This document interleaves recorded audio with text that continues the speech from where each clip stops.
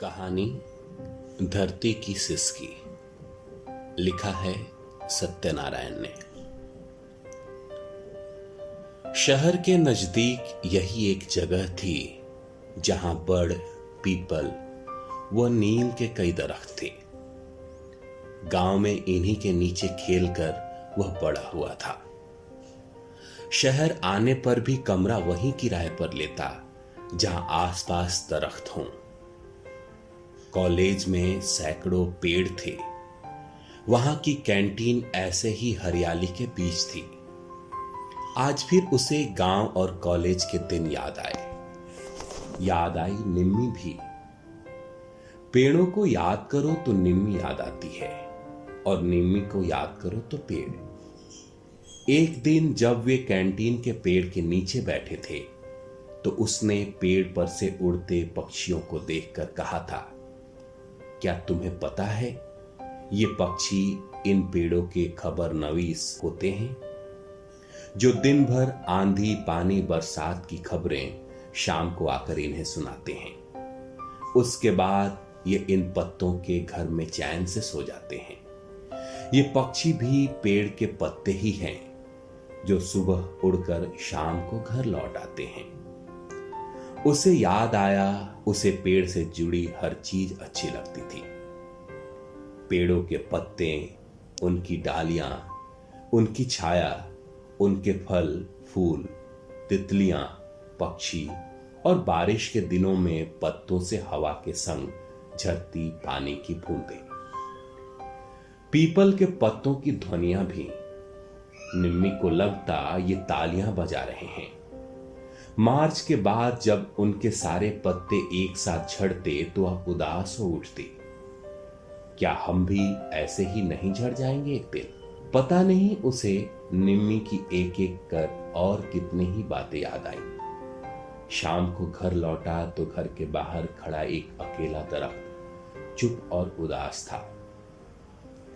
थोड़ी देर बाद हवा चली तो उसके हिलते पत्तों के बीच एक सिसकी उभरी। आज ही नहीं, ऐसा उसे कई दिनों से लग रहा था।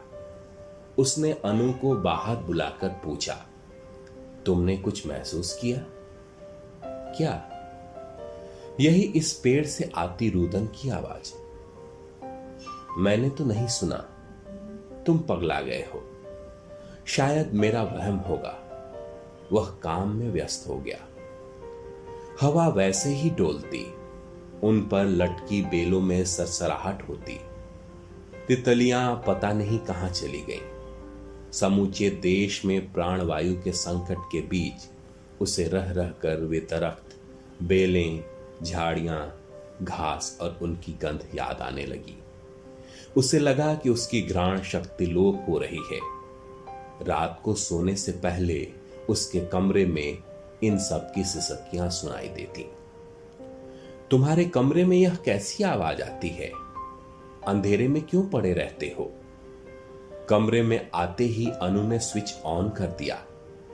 उजाला होते ही उसे फिर से सिसकी सुनाई दी। इस बार कुछ अलग और दबी हुई, घुटी घुटी। अनु के जाने के बाद वह देर तक गुमसुम बैठा रहा। दोस्तों, घर वालों, रिश्तेदारों और तमाम उन लोगों के बारे में सोचता जिनके चेहरे उसे याद थे। बचपन में वह अक्सर चेहरों का दरख्तों से मिलान करता। कोई बड़ पीपल की तरह, कोई नीम जैसा, कोई खेजड़ा तो कोई कांटेदार टीकर की तरह लगता। मां को जब इन सब के बारे में बताया तो पहले वे हंसी, बाद में उसे लगा कहीं कुछ गड़बड़ तो नहीं।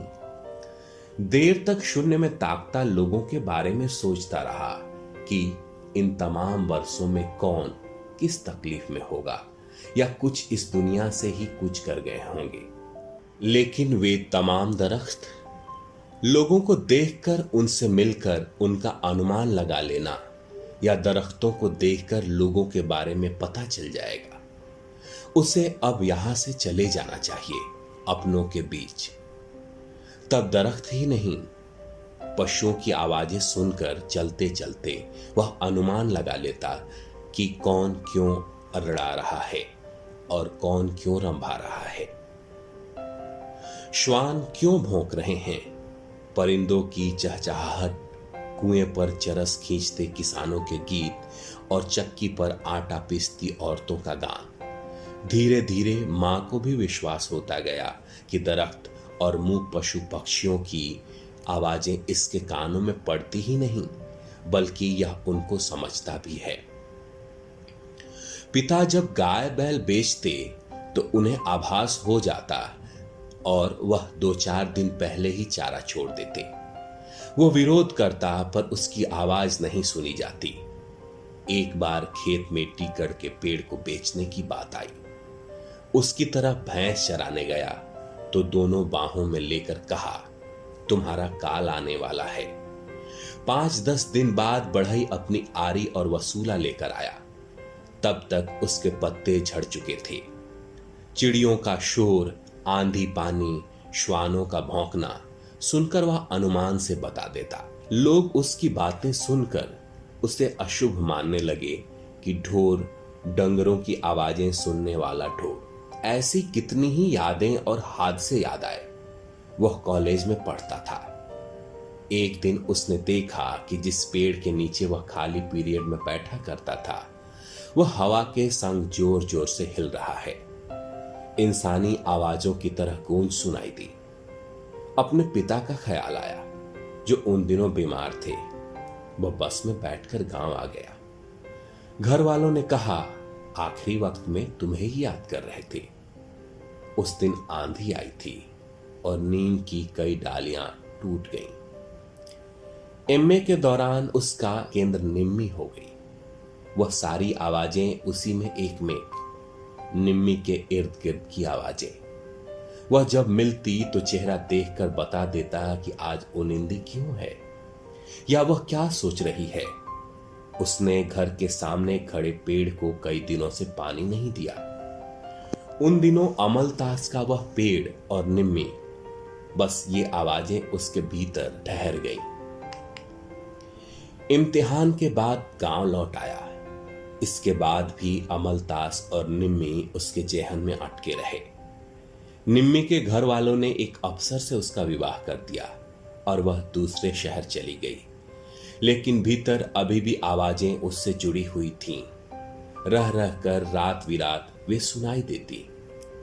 उसकी भी नौकरी लग गई और शहर लौट आया। अनु के साथ विवाह करके घर दफ्तर में शीशेदार खिड़कियां, बंद कमरे, पर्दों के भीतर से झांकते नंगे पहाड़। दरख्तों वाला घर अन्नू को पसंद नहीं था। उसे लगता वे कचरा फैलाते हैं। घर के बाहर सिर्फ एक दरख्त था जिसे भी वह खारी नजरों से देखती।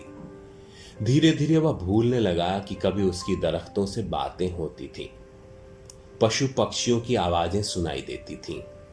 इसी बीच समूचे देश में चीजती प्राणवायु के लिए हाहाकार। लॉकडाउन के कारण कई दिनों तक घर में कैद वह घुटकर रह गया। उसने तय किया कि वह बड़ली गांव जाएगा, सैकड़ों बरस पुराने बड़ के दरख्तों का गांव, जहां शुरू में वह छुट्टियों में दोस्तों के संग जाया करता था। रविवार का दिन, बुढ़ाते दरख्तों पर परिंदों की भांत भांत की आवाजें, बीच बीच में एक सिसकी। उसे लगा उसकी घ्राण शक्ति लौट आई है। सांझ को घर लौट आया, पर यह सिसकी की आवाज, वो बेचैन हो उठा। आ गए, मन भर गया। तुम्हें तो जंगल महकमे में नौकरी कर लेनी चाहिए थी, अनु ने रोष से कहा। वह बताते बताते रह गया कि हवा में जहर घुला हुआ है। हमारी प्राणवायु हमने ही सोख ली। मैंने खुद धरती की सिसकी सुनी है, पर उसे लगा इसकी अक्ल में यह बात आएगी नहीं। रात भर दरख्तों की साएं साएं, उन पर बैठे डरे सहमे पक्षी। घर के सामने खड़े दरख्त की पत्तियां कई दिनों से लटकी हुई थीं। हवा के संग सिर्फ हिलकर रह जाती। सुबह उठा तो निम्मी की मित्र जया का फोन था। सुना तुमने कुछ? क्या? यही कि निम्मी प्राणवायु के लिए जूझ रही है, अस्पताल में ऑक्सीजन पर है। कई दिन से दबी सिसकी फिर उभरी। मैंने दरख्त की तरफ देखा, वह अपनी जड़ों पर मर रहा था।